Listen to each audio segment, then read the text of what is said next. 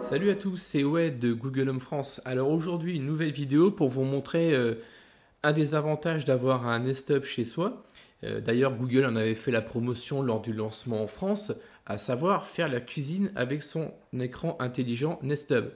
Alors, je dois bien avouer que quand j'ai acheté le Nest Hub la première fois, ça remonte à quelques mois maintenant, j'ai été un peu déçu de la proposition de Google au niveau des recettes. À savoir qu'il y avait très peu de recettes disponibles. Souvent, l'assistant mettait un échec parce qu'il ne trouvait pas de recettes compatibles. Et quand il en trouvait, les sources proposées étaient vraiment minimum. Il n'y avait que un ou deux sites. Donc ça a beaucoup évolué depuis quelques mois maintenant, puisque les partenaires et les différents sites culinaires se sont prêtés au jeu. Et maintenant, on retrouve énormément de sites compatibles écran Google et Google Assistant. Et donc, on se retrouve avec la panel de recettes suffisamment large et importante pour pouvoir faire facilement la cuisine. Voilà, donc pour l'introduction, maintenant, je vais vous montrer comment ça se présente sur un Smart Display, ce que vous pouvez faire, ce que vous ne pouvez pas faire, parce que tout n'est pas encore parfait, et notamment au niveau du mobile. On va voir qu'on peut avoir un livre de recettes et que malheureusement, vous ne pouvez pas en ajouter directement sur mobile. On est obligé de passer par l'écran connecté de Google. Donc maintenant, on va passer directement à l'assistant, voir comment ça se présente, ce qu'on peut faire. On va commencer tout simplement par une recette qu'on va choisir au hasard, un truc assez classique. Donne-moi la recette du poulet basquaise.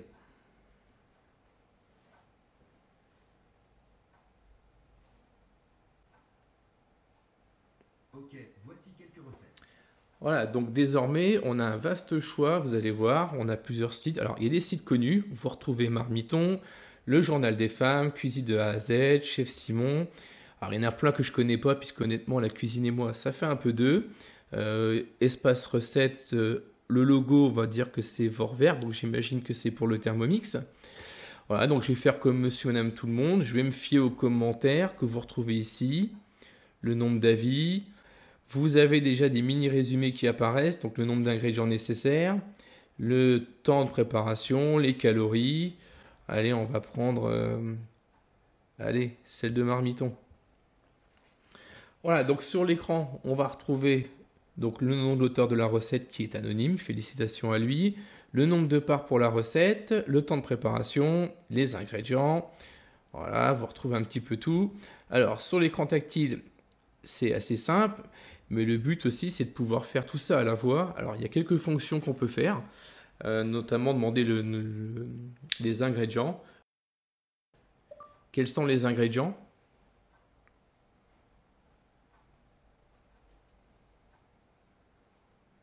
Il y a 10 ingrédients. Vous pouvez demander l'ingrédient suivant ou bien passer aux instructions. Voilà, donc au choix, soit vous faites tout en vocal, soit vous passez sur l'écran directement, ça sera au choix. Vous n'avez pas toujours l'écran à portée de main quand vous faites la cuisine. Mais voilà. Si la recette vous convient, vous pouvez l'enregistrer. On va l'enregistrer comme ceci. Donc ça marche aussi en vocal. Enregistrer la recette. Si vous voulez accéder à votre livre de recettes, il faut juste demander « Montre-moi mon livre de recettes ».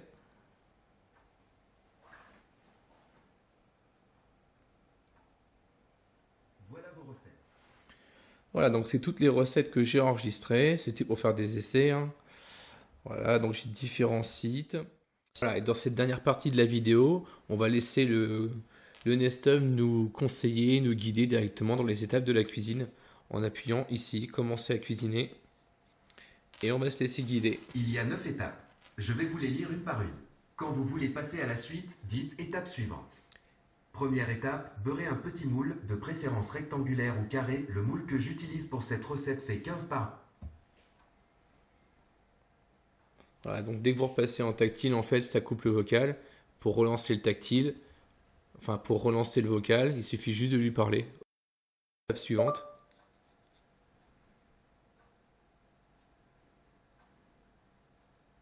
Casser 200 g de chocolat au-dessus du bol du Thermomix. Suivante.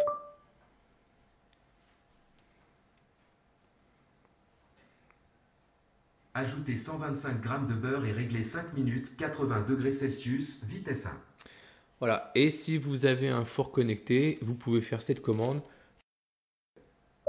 Allume le four.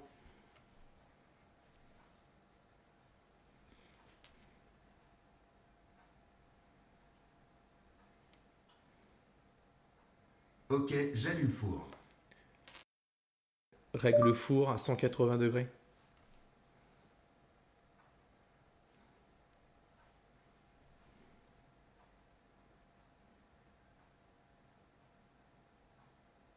Ok, je règle four sur 180 degrés. Ceux qui ont des Thermomix ou Cookéo, on peut même préciser lors de la commande à Google Assistant sur quel appareil on veut faire la cuisine.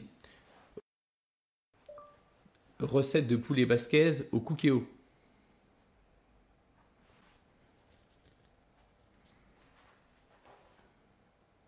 Bien sûr, voici quelques recettes. Voilà, donc je me retrouve encore avec une vaste sélection comme tout à l'heure, sauf que là en fait ça ne concerne que l'appareil Cookéo, ça marche avec le Thermomix aussi, vous pouvez quasiment tout faire.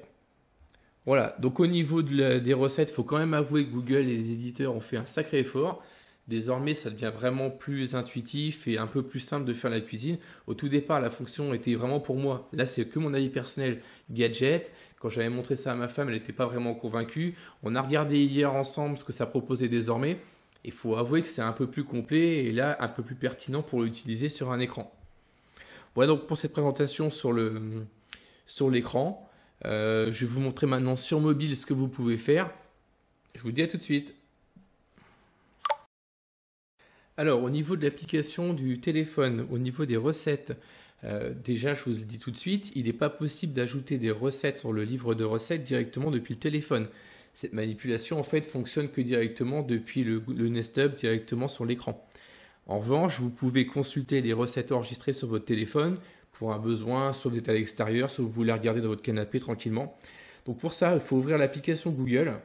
Et vous allez voir, quand vous créez la première fois votre livre de recettes, c'est-à-dire en enregistrant une recette depuis votre Nest Hub, dans la partie collection de l'application, qu'on retrouve ici, vous allez voir un nouvel item qui s'est créé qui s'appelle Mon livre de recettes. Et en fait, directement dessus, vous retrouvez les recettes que vous avez enregistrées. Donc vous pouvez les consulter. Donc ça vous renvoie sur le site d'origine. Donc là, dans mon exemple, c'est Marmiton. Vous pouvez, si vous le souhaitez également, les sélectionner pour les partager avec un tiers. Vous pouvez les supprimer.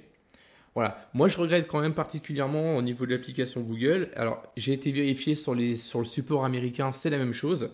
On ne peut pas enregistrer directement de recettes via l'application Google. Alors, on peut en rechercher.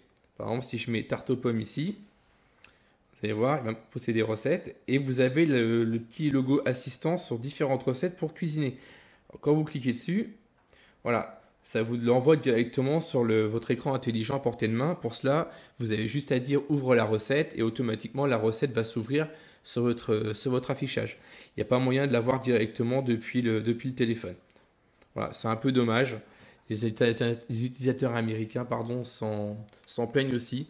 On espère une évolution. Enfin, en tout cas, pour la cuisine, il faut quand même avouer que depuis le lancement des écrans Smart Display en France, il y a eu un sacré effort de fait. Et désormais, on peut prendre plaisir à faire la cuisine avec nos écrans connectés. Voilà pour cette partie culinaire de Google Home France. Et moi, je vous dis à la prochaine pour une prochaine vidéo. À plus!